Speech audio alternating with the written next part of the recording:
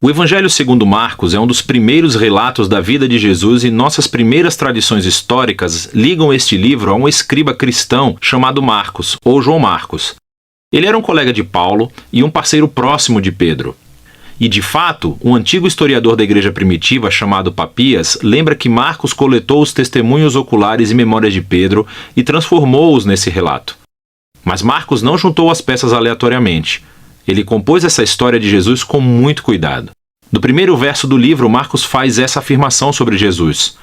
É o começo das boas novas sobre Jesus, o Messias, Filho de Deus. O que é interessante é que essa é a única vez que Marcos nos diz aquilo que pensa. No resto do livro, ele influenciará você simplesmente colocando as ações e palavras de Jesus na sua frente e mostrando como as outras pessoas reagem a ele. Marcos criou a história de Jesus como uma peça de teatro com 3 atos. O primeiro se passa na Galileia, o terceiro em Jerusalém, e o segundo ato mostra Jesus indo de um lugar para o outro. Cada um dos atos se concentra no tema repetido. Então, no ato 1, todo mundo é surpreendido por Jesus e eles se perguntam: quem é esse Jesus? No ato 2, são os discípulos que têm dificuldade de entender o significado de Jesus ser o Messias. E então, no ato 3, assistimos ao paradoxo surpreendente de como Jesus se torna o rei messiânico. Vamos ver como tudo se desenrola.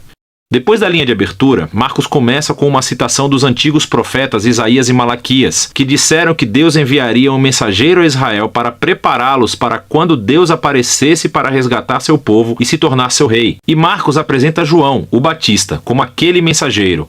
E logo quando você espera que Deus apareça pessoalmente, Marcos apresenta Jesus. E quando ele entra em cena, os céus se abrem, o Espírito de Deus desce sobre Jesus e Deus diz: "Você é o meu filho amado." Depois disso, Marcos coloca diante de nós um resumo da mensagem central de Jesus. Ele percorreu a Galileia anunciando as boas novas de que o reino de Deus estava perto. Jesus está levando adiante a história das Escrituras do Antigo Testamento sobre a operação de resgate de Deus para o seu mundo. Através de Jesus, Deus está restaurando o seu reinado sobre o mundo, confrontando e derrotando o mal e o seu domínio sobre a vida das pessoas, e assim, convidando-os a viver sob seu reinado seguindo a Jesus. A partir daqui, Marcos apresenta um grande bloco de histórias mostrando o poder de Jesus ao trazer o reino de Deus. Ele mostra Jesus curando pessoas cujos corpos estão doentes ou quebrados, ou sobre a opressão de poderes espirituais obscuros. E Jesus até faz algo que, para o povo judeu, só Deus tem o direito de fazer. Ele perdoa os pecados das pessoas. E as ações de Jesus aqui produzem respostas bem diferentes. Então algumas pessoas o seguem e se tornam seus discípulos. Outras pessoas não sabem o que pensar e outras ainda o rejeitam completamente, especialmente os líderes de Israel, que o acusam de blasfemar contra Deus e de ser um fortalecido pelo mal. Mas Jesus não se surpreende com essas respostas. De fato, ele chama a atenção para elas. No capítulo 4, Marcos colecionou muitas parábolas de Jesus sobre a natureza oculta e misteriosa do reino de Deus. E Jesus diz que a sua mensagem é como a semente que cai em diferentes tipos de solo. Alguns são receptivos, outros não. Ou é como uma semente de mostarda que é muito pequena. Parece insignificante, mas depois cresce e surpreende a todos. O que Jesus quer dizer é que ele é realmente o Messias trazendo o reino de Deus, mas não do jeito que as pessoas esperavam. E essa crescente confusão sobre Jesus entre as multidões está ligada a uma ideia-chave que Marcos enfatiza no final do ato 1, que há confusão mesmo entre os discípulos de Jesus. Até mesmo eles têm dificuldade em entender quem Jesus realmente é, e isso nos leva ao ato 2. Ele começa com uma conversa muito importante. Jesus pergunta aos discípulos: "Quem vocês acham que eu sou?" E Pedro responde: "Você é o Messias." Mas fica claro que, para Pedro, isso significava que Jesus é um rei militar vitorioso da linhagem de Davi, que resgatará Israel dos romanos. Mas, para Jesus, ser o Messias significa que ele é o servo sofredor, rei de Isaías 53, que trará o governo de Deus, entregando a sua vida em Jerusalém. E os discípulos não entendem.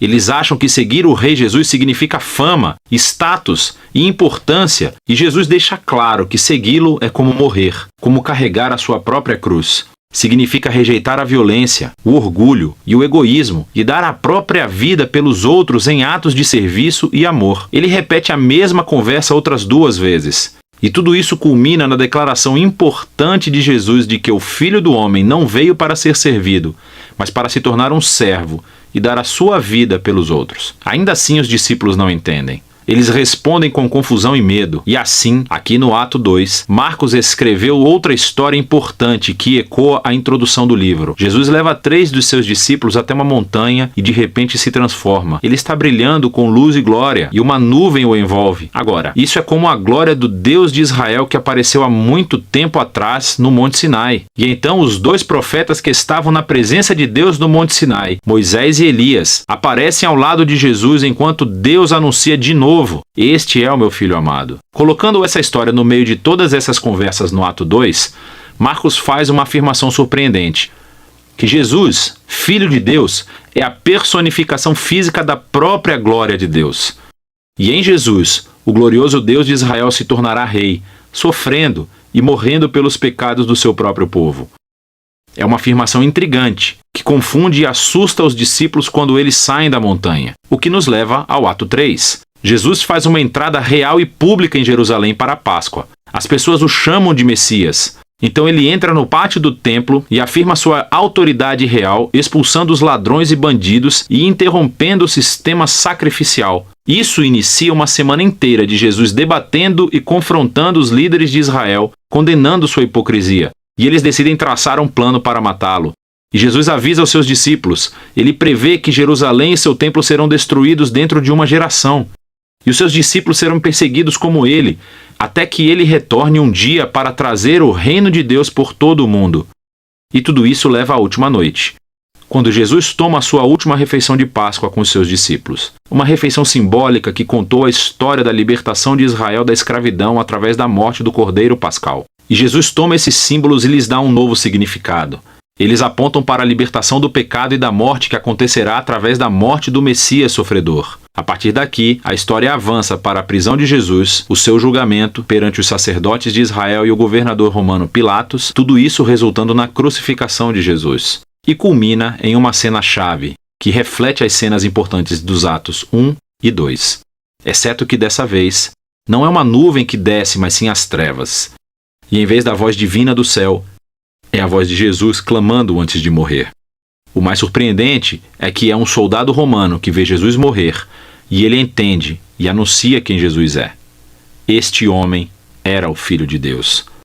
Ele é a primeira pessoa na história a reconhecer a afirmação chocante sobre a identidade de Jesus, que é o Filho crucificado de Deus, que é o Messias, Jesus de Nazaré, que morreu pelos seus amigos e pelos seus inimigos. Depois disso, o corpo de Jesus é colocado em um túmulo, e no primeiro dia da semana, 2 mulheres do seu grupo de discípulos vão ao sepulcro e descobrem que o túmulo está vazio e que a pedra havia sido removida. E um homem angelical informa que Jesus não está aqui, que ele ressuscitou dos mortos. E então ele ordena que eles sigam e contem a boa nova de que Jesus está vivo para os outros discípulos, que ele os encontrará de volta na Galileia. As mulheres ficam muito assustadas. Marcos diz que elas fugiram do túmulo aterrorizadas, sem contar a ninguém, pois estavam com medo. E é assim que o livro termina, com os discípulos de Jesus mostrando o mesmo tipo de medo e confusão que concluíram os Atos 2 e 1. Agora, se você olhar a Bíblia, verá que o Evangelho de Marcos tem mais coisas no seu final, em que Jesus aparece e fala com seus discípulos. Mas há também uma nota dizendo que este final não faz parte do livro original. E isso só é encontrado em manuscritos posteriores, menos confiáveis.